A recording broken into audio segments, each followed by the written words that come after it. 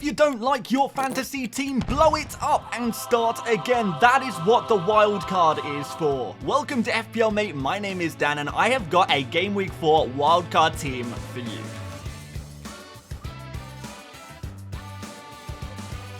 Okay, so this wildcard team costs just 99.8 million. So if you have lost a little bit of team value in the opening couple of weeks, then you're still going to be able to afford this. And if you've somehow managed to rack up a little bit of team value, maybe you can even afford to upgrade on this team. So hopefully you are going to like it. We'll start off in goal and we're going to go for Verbruggen. Now, Brighton have recently confirmed that their main goalkeeper for the rest of the season is going to be Verbruggen. They're not going to rotate goalkeepers in the same way they did under De Zerbi last season. It's a new manager with Hertzler and it's a new system. And Verbruggen should play every game between now and the end of the season as long as he doesn't get injured or suspended or anything like that. Now, Brighton have been quite respectable so far this season, getting some decent results and more importantly not conceding too many chances, particularly when you consider that they have faced Arsenal already this season. So they have conceded 3.9 XG so far this season, which is a very similar amount to the likes of Arsenal, and it puts them well within the top 10 teams in the league for that stat so far this season. So I expect with some good fixtures coming up in the near future, in particular, a nice 4.5 million goalkeeper in Verbruggen is going to be really nice. And the great thing here is you're able to react to new information. If you have played your wildcard or are looking to play your wildcard,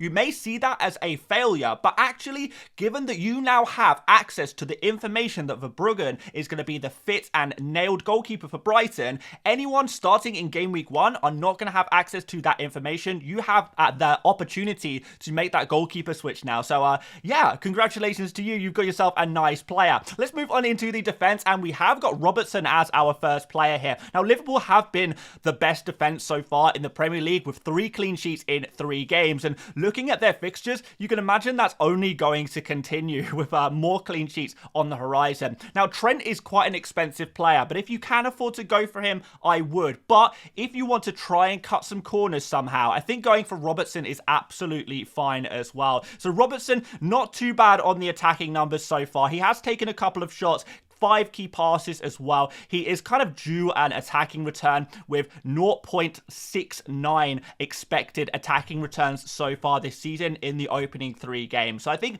eventually we will see a goal, we will see an assist, but mostly we're going to see some clean sheets during these fixtures. He does pretty well for bonus as well. Unlucky to miss out on bonus points maybe last game week, but going forward I think he will be getting more bonus points as well. Our next defender is Gabriel, and I think we need to get some Arsenal coverage in here. Now, I know some people will immediately look at this and say, hey Dan, Arsenal play Spurs and Man City. Surely these are bad fixtures if you want to keep a clean sheet. But come on, this is Arsenal and they will keep clean sheets against anyone. They'll keep clean sheets against Spurs. They'll keep clean sheets against Man City as they did last season. It is just something that they are more than capable of doing against any team. I think defensively they are a fixture-proof team where, you know, just as likely to keep a clean sheet against a Spurs or a Man City as they are against like Brighton, who they did concede against last week. But we know the qualities they have defensively, and Gabriel providing a little bit of attacking threat as well. He's already taken 2 shots this season, 0.24 XG, and has created 2 key chances as well for his teammates during these opening games, mostly from those set pieces. He just has that threat there. And how about our final defender, Rico Lewis?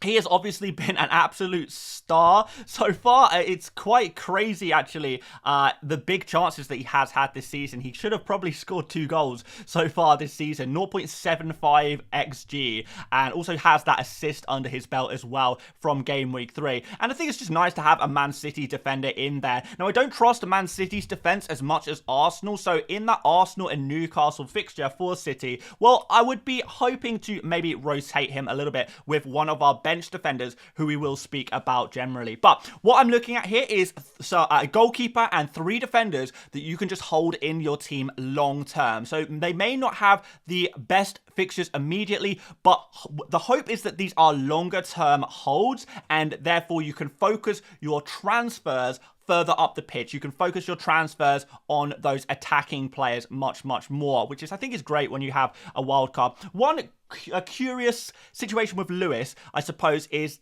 does he retain his place long term with Walker? Is there going to be Pep roulette, particularly when European competition comes into play? And yes, there's a good chance of that, which is why we have got some cover on the bench, which we will speak about before too long, and a very nice defender on the bench that I think you guys might like as a bit of a differential there. Let's move on into midfield anyway, but before we do, if you haven't done already, please do drop a like on the video. It massively helps out the channel, and if you haven't subscribed yet, well, what are you waiting for? We've got so much more great FPL content to come that I know you're going to enjoy the discussion as we build towards the Game Week 4 deadline, which, as I record this video, is so far away. Anyway, let's look at this midfield. So Mo Salah is our first midfielder. No surprise there. We are going to go for a draft with the big hitters involved. And yeah, Salah has just been unplayable so far this season with 3 goals and 3 assists. But his underlying numbers are pretty decent as well here. 1.71 XG, over 1 XA as well so far this season. But I think what we like about Salah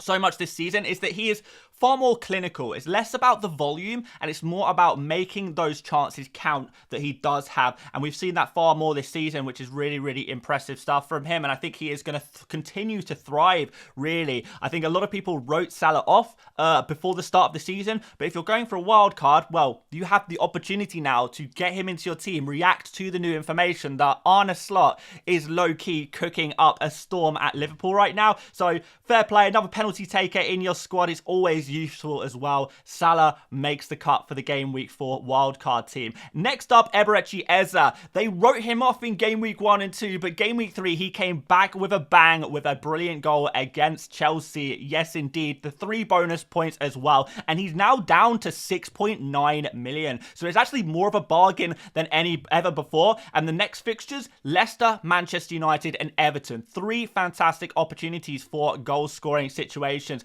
Now, Eze has actually taken the 2nd most shots of any player in the Premier League so far this season with 15 shots. We're going to talk about the player with the most shots very shortly. You might be surprised who it is. But yeah, Eze, so far so good. Creative, taking a lot of shots. The hub of this Crystal Palace team with some good fixtures coming up next. Particularly some good home fixtures coming up next. So yeah, I don't think we should be writing off Eze. If you've sold him recently and you're on a wild card now, let's bring him back at the bargain price of 6.9 million. Next up, Semenyo. Now, I spoke about Semenyo a little bit last week as a player who I really, really liked as a differential, but I think it's just time to accept that this is just a good pick right now. 17 shots so far this season makes him the #1 player in the Premier League for shots attempted. 1.19 XG with 2 goals there, and he's doing pretty good for creativity as well. 4 key passes and 2 big chances created. 1.3 expected assists, which is, yeah, really impressive again. So not only is he taking a lot of shots, but he's also creating those key chances for his teammates to score as well. And with Chelsea at home up next, I think that's a decent opportunity. Liverpool in Game Week 5 is a little tougher, but again, we have a rotation player on the bench. After that for Semenyo, Southampton and Leicester, back-to-back. These are the fixtures we like from him. So he is going to be at one of, there's, I guess, 4 players in this squad. Well, mostly 3 players who you are going to rotate in and out. Or 3 attackers that you can rotate in and out depending on the fixture. And they're all pretty cheap. Just like our good friend Morgan Rogers. He has been a hype man who is yet to score any FPL points. But everyone is still hyping around him. To be fair to Rogers, he has kind of been robbed by Ollie Watkins a couple of times now where he should have had an assist. He's playing in those advanced areas and he's already taken 5 shots, 2 in the box. That's not too bad, but 5 key passes, 2 big chances created is pretty good for 5.1. Now, we've got to remember that this is not going to be a game-breaking, world-beating FPL asset, but he is so cheap at 5.1 million during these easier fixtures like Everton, Wolves, Ipswich, and maybe even Manchester United at home. You could definitely consider playing this guy, and I think he is good to play this game week whilst we give our bench attacker a little rest.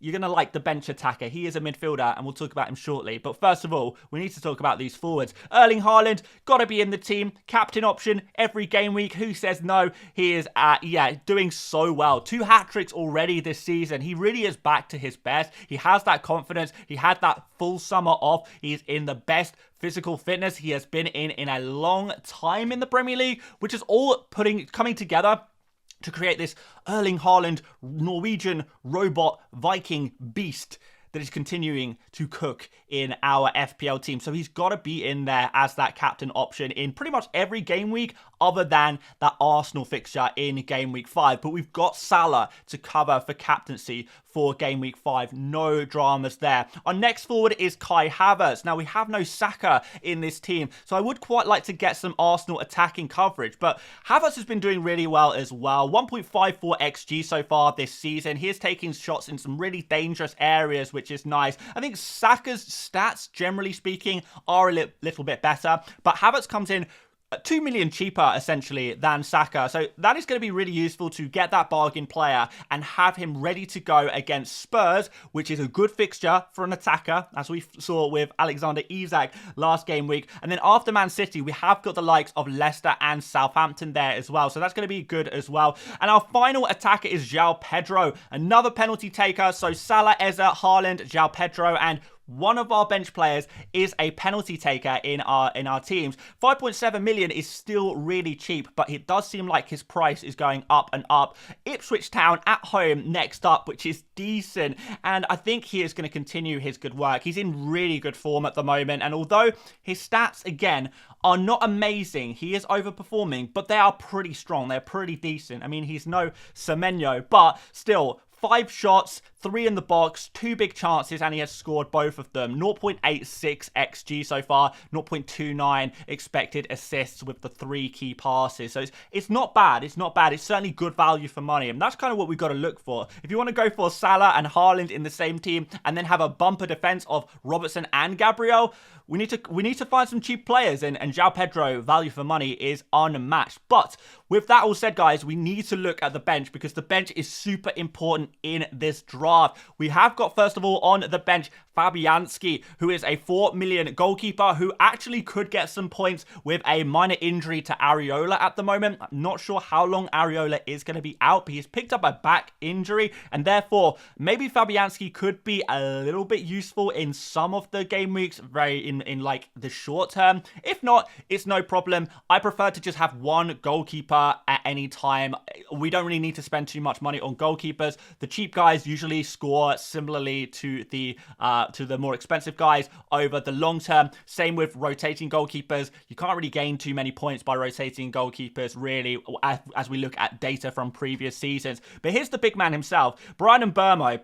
7.1 million midfielder from Brentford. He is going to go on the bench for the away fixture against Man City, but you just know he is coming straight back into the team in game week 5, and we can look to rotate some of our other options. We mentioned Semenyo had a difficult fixture in game week 5, so in game week 5, what you can do is you can substitute Semenyo, put him on your bench, and then play Mbeumo for the next fixture, which is nice against Spurs. So I like that. I really like the idea of doing something like that. Then West Ham and Wolves after that. West Ham putting up some really poor defensive numbers. That's going to be an opportunity for you. But of course, having that penalty taker is always going to be useful. And I actually don't think there's too much wrong with playing Mbeumo against Man City. But obviously, if we have a wild card and we have the choice, we're not going to have to do that. But on most weeks, Mbeumo is going to play, and you will have to bench one of Semenyo, Rodgers, and maybe João Pedro. And that's going to depend on the fixture the players are playing. It's a really nice rotation between these players, though, and I think it's going to work out well. Now, our other bench defenders are going to be Mosquera, 4 million Wolves defender, who seems to be fairly nailed on right now. He has got pretty poor fixtures in the short term. I'm not going to lie to you, but hopefully, we're not going to have to spend any more transfers on 4 million defenders. I'm looking at you, Barco. But if you can just hold on to Mosquera, leave him on your bench for the next 4 or 5 weeks, and eventually he is going to become a really useful FPL asset. Now, Wolves' defensive numbers actually aren't that bad, and I think when we see them with some more favourable fixtures in about a month or two's time, well, more like a month, 5 weeks' time, he's definitely going to become a really valid option at 4 million. But if you're on a wild card right now, you can get ahead of that, get ahead of the game and get prepared for that time, because I think people are going to be transferring this guy in at some point during the season. And we've got Milenkovic as well. Obviously, very difficult fixture for Nottingham Forest against Liverpool next, but Milenkovic, I mean, this is actually a really interesting differential that maybe not that many people have picked up on yet, but Forest are putting up some of the best defensive numbers in the Premier League. They are only behind Liverpool and Man City for expected goals conceded. They've obviously kept a clean sheet already this season and have only conceded 2 goals this season. Only 2.6 expected goals conceded. That's really, really nice numbers right there. They seem to be conceding a lot of low quality chances and very few high quality chances. So it kind of shows that their defense is pretty solid. And that's off the back of last season where their underlying defensive numbers were actually really good. They're genuinely, a top 10 defense in the Premier League in terms of those underlying numbers. So it was clear that they had the potential. They just needed to make a couple of changes, particularly getting in some height for those set pieces defending. And that is certainly what Milenkovic is. And that's proven by his attacking threat from those set pieces as well, because his attacking numbers are really good. He has already generated 1 expected goal this season. That is more than Mbeumo. That's more than João Pedro. That's 3 times more than Rodgers. He's already had some really good chances to score, particularly from those set pieces, and a couple of key passes as well from knock-ons and the like. So, yeah, Milenkovic, I think this could be a really interesting player to own, a really nice player to rotate with a Lewis during those 2 difficult fixtures in 5 and 6.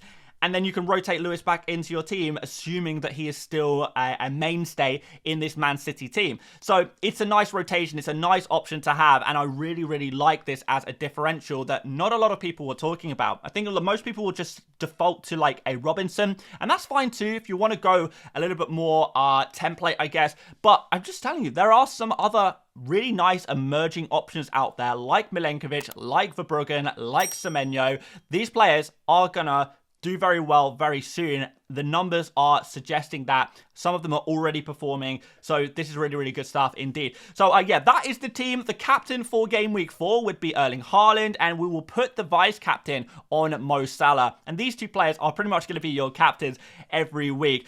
Like I said about Forest, don't underestimate their defensive capabilities. And that is why we are preferring Haaland for a captain to Salah this week. But there's no problem with going for Salah as well if you wanted to go that way. And this team is also really genuinely highly rated. It has a 97% team rating on the Fantasy Football Hub AI algorithm, which kind of identifies the best players based on data and statistics and working it out with that algorithm to try and actually show how good this team is from a more objective point of view. So this is objectively a really, really strong team with 71.7 predicted points for Game Week 4. It's also got a Game Week rating of 95%, and it's kind of showing you here how many points each player is expected to get. And it does slightly prefer going for a Brendan Rodgers. He's a manager. Going for a Morgan Rodgers ahead of Mbeumo for Game Week 4. But there's obviously going to be different options for different game weeks. So if I just scroll through to Game Week 5, for example, you can see that it is recommended that we bench Semenyo actually for that fixture against Liverpool, as we mentioned, and Mbeumo would come on. And it is again recommending that we bench Lewis for the difficult fixture against Arsenal, and we play Milenkovic against Brighton instead. I appreciate we do have João Pedro versus Milenkovic in this fixture, but you can't have it perfect every single game week. Going into Game Week 5, again, switches things up a little bit here. Rodgers goes down onto the bench, and we've got Semenyo back in the starting 11. Even though Rodgers plays against Ipswich, it prefers Semenyo, Mbeumo, and João Pedro during their fixtures to a Rodgers. But if you had to change one, João Pedro predicted 4.8 points in game week, 6?